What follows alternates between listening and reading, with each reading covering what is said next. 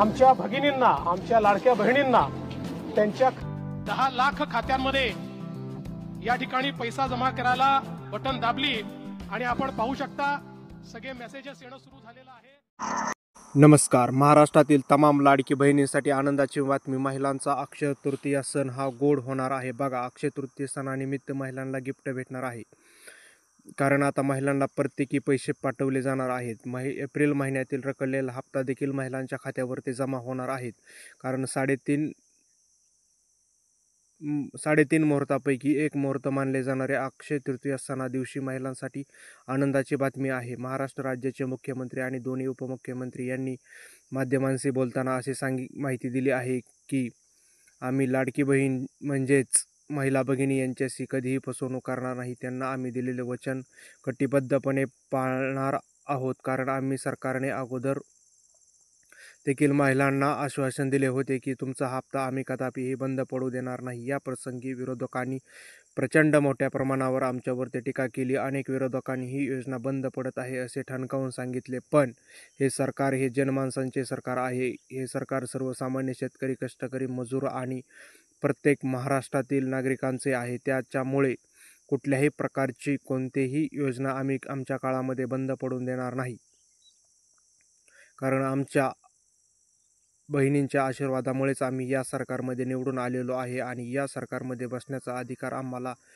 महिलांनी मतरूपी आशीर्वाद देऊन दिला आहे। त्यामुळे आम्ही महिलांना प्रत्येक महिन्याला त्यांना 1500 रुपये हप्ता त्यांच्या खात्यामध्ये जमा करणार आहोत, असे माध्यमांशी बोलताना महाराष्ट्र राज्याचे मुख्यमंत्री आणि दोन्ही उपमुख्यमंत्री यांनी माध्यमांशी बोलताना सांगितले आहे। याचबरोबर 2 महत्त्वाचे देखील अपडेट आलेले आहे, ते सुद्धा आपण पाहणार आहोत, त्यामुळे तुम्हाला संपूर्ण माहिती मिळणार आहे। हे करत असताना सरकारने कोणतेही नियम लावले नाही। सरकारने महिलांसाठी सुदृढ हाताने आणि मोकळ्या मनाने महिलांना ओवाळणी दिली आहे। महिलांसाठी खंबीर असलेल्या नेतृत्व त्या ठिकाणी उभे केले आहे। महिलांसाठी खंबीर असणारे नेतृत्व त्या ठिकाणी उभे केले आहे। महिला व बालविकास मंत्री आदितीताई तटकरे या देखील सुद्धा महिलांसाठी अनेक योजना आणत आहेत। अनेक महिलांसाठी कल्याणकारी योजना आणत आहे, फक्त लाडकी बहीण योजनाच नाही। त्यामुळे महिलांमध्ये आनंदाचे वातावरण निर्माण झाले आहे। महिला देखील आता या सरकारवरती खुश आहेत। तरी पण देखील तुमचे या सरकारविषयी काय मत आहे, तुम्हाला या सरकारविषयी काय वाटते ते देखील कमेंट करून सांगू शकता। आतापर्यंत तुम्हाला किती हप्ते आले आणि किती हप्ते आले नाहीत हे देखील तुम्ही कमेंट करून सांगू शकता, म्हणजेच आम्हाला समजेल की तुम्हाला खरोखरच या योजनेचा लाभ भेटत आहे का नाही, कारण या योजनेचा गैरफायदा देखील मोठ्या प्रमाणावरती चालू झाला आहे आणि ज्या महिलांना खरंच गरज आहे, त्यांना खरंच पैशाची आवश्यकता आहे आणि त्यांना रोज आपल्या उदरनिर्वाहासाठी मोलमजुरी करावी लागत आहे। आज उन्हामध्ये देखील महिलांना रोजंदारीवरती कामाला जावे लागत आहे। आजारी असतील तरी देखील महिलांना कामे करावी लागतात आणि ऐन उन्हाळ्याच्या दिवसामध्ये कांदा काढणे सारख्या कामावरती महिलांना जावे लागते। महिलांना कितीही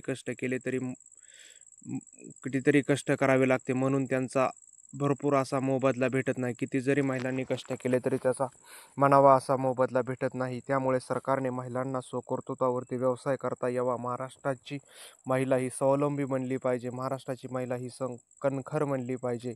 महाराष्ट्राच्या महिलेला स्वतःच्या पायावरती उभा राहता आले पाहिजे। यासाठी महाराष्ट्र सरकारने ही लाडकी बहीण योजना आणली आणि ती यशस्वीरित्या चालू देखील ठेवली आहे। त्यामुळे सरकारने कोणत्याही प्रकारचे नियम लावले नाही, पण हे पैसे महिलांच्या खात्यावरती वर्ग करत असताना आता नवीन बँकांनी नियम लावले आहेत। ते कोणते नियम आहेत ते तुम्हाला मी सविस्तरपणे समजून सांगणार आहे, त्यामुळे आपला व्हिडिओ शेवटपर्यंत पाहायचा आहे, कारण आमची एक टीम आहे या योजनेविषयी काम करत आहे। आमची प्रत्येक तालुक्यामध्ये, प्रत्येक जिल्ह्यामध्ये काम करणारी टीम आहे। त्यामुळे तुमचे काही प्रश्न असतील, काही अडचणी असतील, तुमचा जिल्हा कोणता आहे, तुमचा तालुका कोणता आहे, ते देखील तुम्ही कमेंट करू शकता आणि तुमच्या अडचणी सोडवून घेऊ शकता। चला तर पाहूया, नेमक्या सरकारने तर अटी नाहीत लावल्या, पण रिझर्व्ह बँक ऑफ इंडियाच्या नवीन नियमाप्रमाणे अनेक अशा अटी आता बँक लावत आहेत। साधे ATM मधून पैसे काढायचे म्हटले तरी बँक आता त्यावर ते टॅक्स लावत आहे आणि त्यावर ते सुद्धा पैसे लावत आहे। म्हणजेच बघा, तुम्हाला जर लाडकी बहीण योजनेचा हप्ता जमा झाला आणि तुम्ही जर तो ATM मधून काढायचं असेल तर त्यावरती देखील आता टॅक्स लावण्यात आलेला आहे. ते सुद्धा तुम्हाला समजून घ्यायचे आहे. कारण तुमचे पैसे ATM मधून न काढता तुम्ही स्वतः बँकेत जाऊन काढले तर तुम्हाला त्या ठिकाणी कुठल्याही प्रकारचे पैसे त्यामधून कट होणार नाही. जर तुम्ही ATM मधून पैसे काढत असाल तर त्यावरती ₹2, ₹3 किंवा ₹10 जास्तीत जास्त ₹28 तुमचे पैसे कट केले जाऊ शकतात. पण हे पैसे जर जास्त रक्कम असेल तरच कट होतात. त्यामुळे तुम्ही याची चिंता करण्याची काही आवश्यकता नाही. पण तुम्हाला एवढीच माहिती दिली की बँका आता नवनवीन नियम लावत आहेत. ती माहिती तुम्हा सर्वांपर्यंत पोहोचणे आवश्यक आहे. पण सर्वात महत्त्वाचा मुद्दा म्हणजे आपल्या लाडकी बहीण योजनेविषयी बँकेने कोणते नियम लावले आहेत ते आपण पाहू.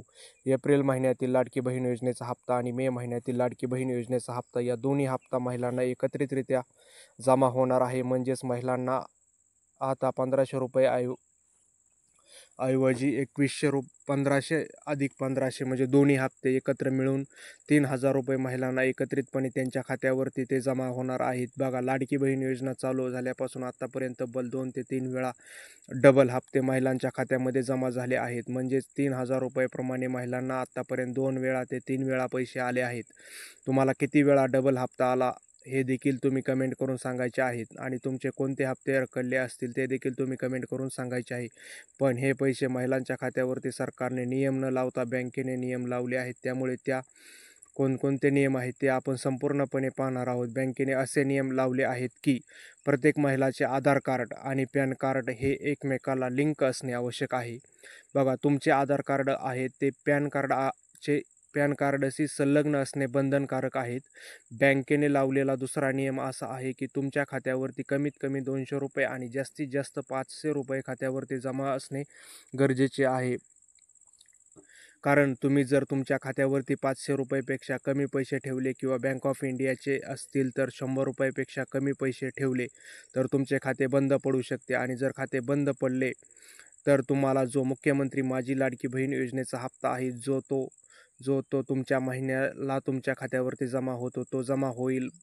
बघा, हप्ता हा जमा होईल पण हप्ता काढताना तुम्हाला अडचणी येऊ शकते. त्यामुळे तुम्ही नेहमी तुमचे पैसे काढताना तुमच्या खात्यावरती ते ₹100 ते ₹500 पैसे खात्यावरती ठेवायचे आहे. म्हणजेच तुमचे खाते चालू राहील आणि तुम्हाला नियमितपणे लाडकी बहीण योजनेचा लाभ भेटत राहील. आणि बँक अकाउंटला जो मोबाईल नंबर लिंक आहे तोच मोबाईल नंबर तुमच्या आधार कार्डला देखील लिंक असणे आवश्यक आहे. तिसरी आणि महत्त्वाचा नियम असा आहे की तुमचा मोबाईल नंबर जो बँकमध्ये दिला आहे तोच आधार कार्डशी लिंक असणे आवश्यक आहे. या व्यतिरिक्त तुमच्या काही प्रश्न असतील ते देखील तुम्ही कमेंट करून सांगू शकता. आजची माहिती तुम्हाला कशी वाटली आणि ती देखील तुम्ही कमेंट करून सांगायची आहे. आणि संपूर्ण